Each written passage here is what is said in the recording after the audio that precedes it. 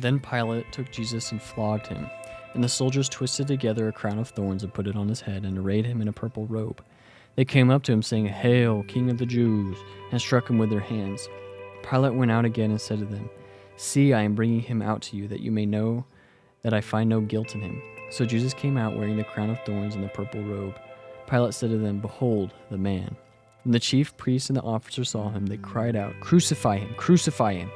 Pilate said to them, "Take him yourselves and crucify him, for I find no guilt in him."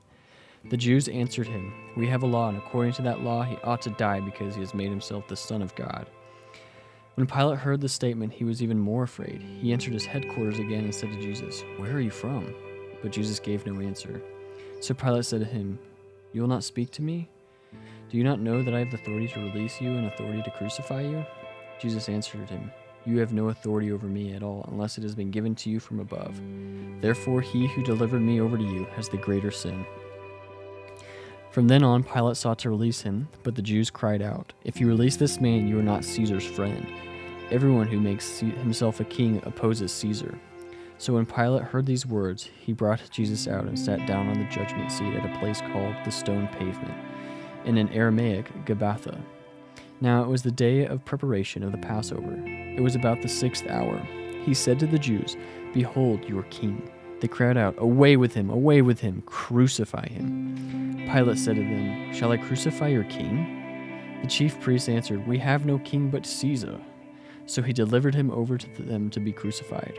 So they took Jesus, and they went out, bearing his own cross, to the place called the place of a skull, which in Aramaic is called Golgotha, where they crucified him, and with 2 others on one either side, and Jesus between them. Pilate also wrote an inscription and put it on the cross. It read, "Jesus of Nazareth, the King of the Jews." Many of the Jews read this inscription, for the place where Jesus was crucified was near the city, and it was written in Aramaic, Latin, and in Greek. So the chief priest of the king said to Pilate, "Do not write the King of the Jews, but rather this man said, 'I am the King of the Jews.'" Pilate answered, "What I have written, I have written." When the soldiers had crucified Jesus, they took his garments and divided them up into 4 parts, 1 part for each soldier. So also his tunic. But the tunic was seamless, woven in one piece from top to bottom. So they said to one another, "Let us not tear it, but cast lots for it to see who shall it be." This was to fulfill the scripture which says, "They divided my garments among them, and for my clothing they cast lots."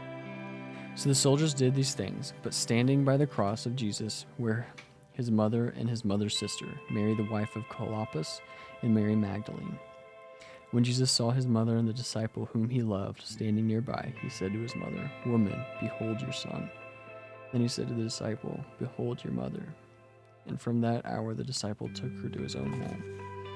After this, Jesus, knowing that all was now finished, said to fulfill the scriptures, "I thirst." A jar full of sour wine stood there, so they put a sponge full of the sour wine on a hyssop branch and held it to his mouth. When Jesus had received the sour wine, he said, "It is finished," and he bowed his head and gave up his spirit. Since it was the day of preparation, and so that the bodies would not remain on the cross on the Sabbath, for that Sabbath was a high day, the Jews asked Pilate that their legs might be broken, and that they might be taken away. So the soldiers came and broke the legs of the first and the other who had been crucified with him. But when they came to Jesus and saw that he was already dead, they did not break his legs. But on one of them, soldiers pierced his side with a spear, and at once came out blood and water. He who saw it has borne witness. His testimony is true, and he knows that he is telling the truth, that you also may believe. For these things took place that the scripture might be fulfilled. Not one of his bones will be broken. And again, another scripture says, "They will look on him whom they have pierced."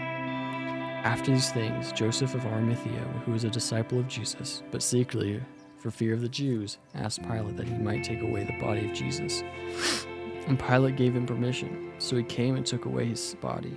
Nicodemus also, who earlier had come to Jesus by night, came bringing a mixture of myrrh and aloes, about 75 pounds in weight.